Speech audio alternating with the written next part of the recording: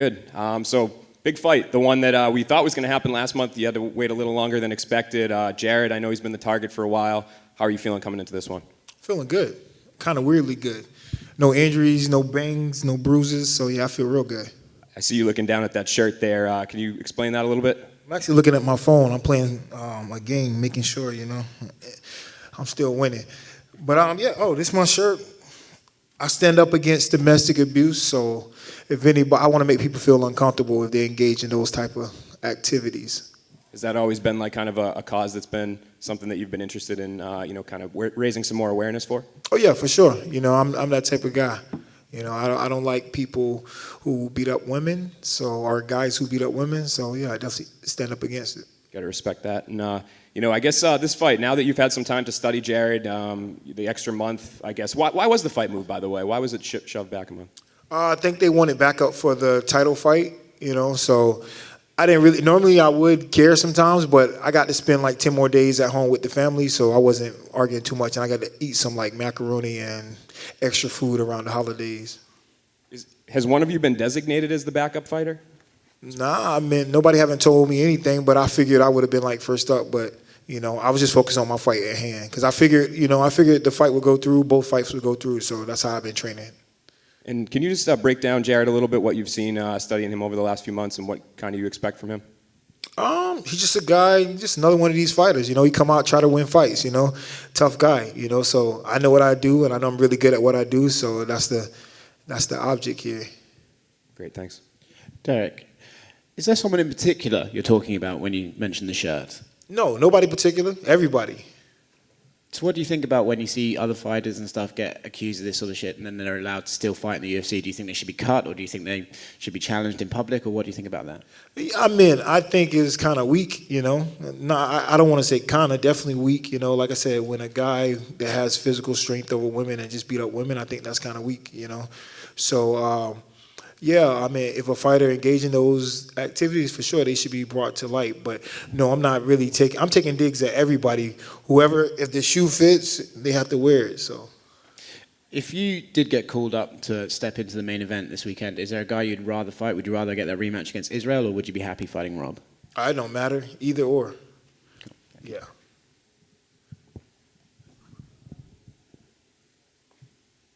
What did you make of the Sean Strickland's performance last week? He's kind of thrown himself into the title mix with that victory, saying like Izzy wants new blood on the next guy up. I didn't watch it, so I wouldn't know. I just saw the results. I saw he won, but yeah, I didn't watch it. Speaking of this fight specifically, I think a lot of people are surprised you weren't the co-main event, considering this is probably going to be a #1 contender fight. Are you happy though? There's a fight between you and the main event, so you can finish up all your media stuff in time to watch the title fight? What you just said made perfect sense. So yeah, now that you put it like that, yeah, I guess I am.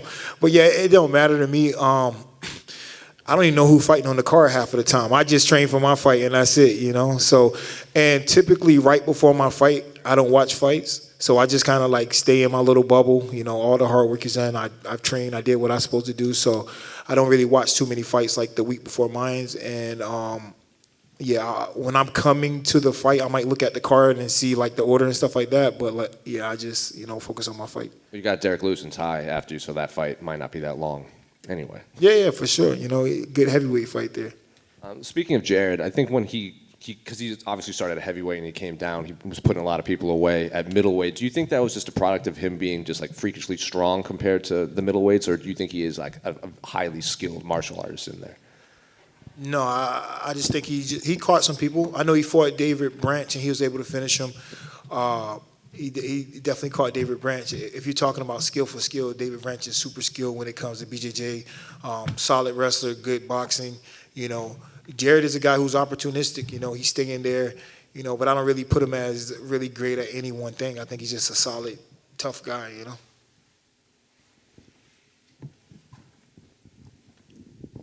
Derek, how do you feel like you match up against Jared stylistically? Oh, I feel I match up really well. He got to come out and fight the perfect fight. He got to have a little luck on his side and catch me, but skill for skill, it's not even close. This is this is your 20th UFC fight coming up here, and we've seen in a lot of other divisions some fighters, Glover Teixeira, Charles Oliveira, these guys that hung out always at the top, and all of a sudden they're champion. Have you drawn any inspiration, and do you think there's any parallels there, so to speak? Yeah, I've been around for a while, yeah, what those guys have done has been really cool to watch, especially Glover and getting a title at age like 42. And, Charles Oliveira, he's always been super talented right in the thick of the division. So, yeah, to see guys break through definitely been pretty inspiring.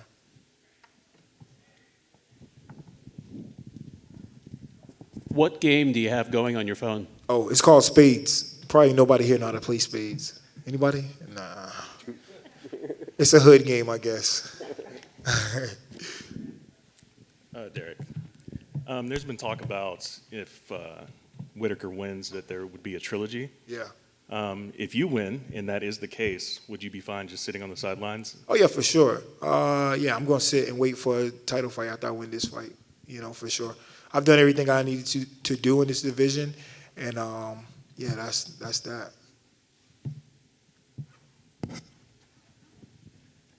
If you win and Adesanya wins, this will be, I think, your 6th straight win since he beat you. He beat you before he was champ. Obviously, you were working your way towards the title in this division no matter what, but would it make you happier if it was him that you had to beat to finally win it? Yeah, for sure. Yeah, honestly, I plan on fighting 2 more times. You know what I mean? I feel like I'm lucky and blessed to fight in the UFC 20 times, and I'm super smart. I got a good brain on my head, so I don't want to fight until I can't fight no more. So I'm in the best shape. I'm feeling good. So that's all I'm thinking about right now. Beating Cannonier, beating Izzy, and riding out. That's it. Just off the back of that, so let's say, for example, things don't go your way, would you still fight past 2 more times, or is it 2 more times and done no matter what? 2 more times. I spend a lot of time getting ready for these fights, away from my family and stuff, and I'm 38, so it's time to be I'm missing soccer games and stuff like that for my daughters and stuff like that. So that's more important to me than chasing money and stuff like that. I've been smart with my money, made enough money, so I have no excuses. I'm in really good shape. I feel really good. I'm motivated. I don't never plan on losing, but I just know that you can't do combat sports forever and end peacefully, whatever. And I feel like I got a super good brain. My head is good, no injuries, nothing. So I think that's the finish my goal, finish my task, complete the mission, get the title, and be peace, I'm out. Have you got plans you set up for after fighting that you got? Yeah, I got a lot of things going on. I got a lot of little businesses going on. So I do a little bit of real estate. I got a gym, fight promotion, manage a little bit of fighters. So yeah, I got a lot of things going on. Cool. Hi, Derek. How's it going? I just want to get your thoughts on Sean Strickland. I know you didn't catch his last fight, but what do you make of the media around him, all of his antics? Sean Strickland is a weirdo. Yeah, slightly funny, I guess funny in this era if you think the stuff he say is funny, but definitely kind of cringy, super weird. I think I heard some of the stuff he said. I don't know if he's trying to get a lot of attention or whatever, but I don't think it's cool to just be a jerk or an asshole, saying oh, I'll kill people and I wouldn't care. It's if you say, hey, if somebody harmed my family, I kill somebody, I wouldn't care. That's a bit different than saying I'll just kill a random person, I wouldn't care. So that's some just tasteless stuff, and I don't really think there's a place for it. And yeah, it's kind of annoying. I hope he changes ways for sure. In the lead into this fight, Jared Cannonier said that your only way to beat him is your wrestling. What do you make of that statement?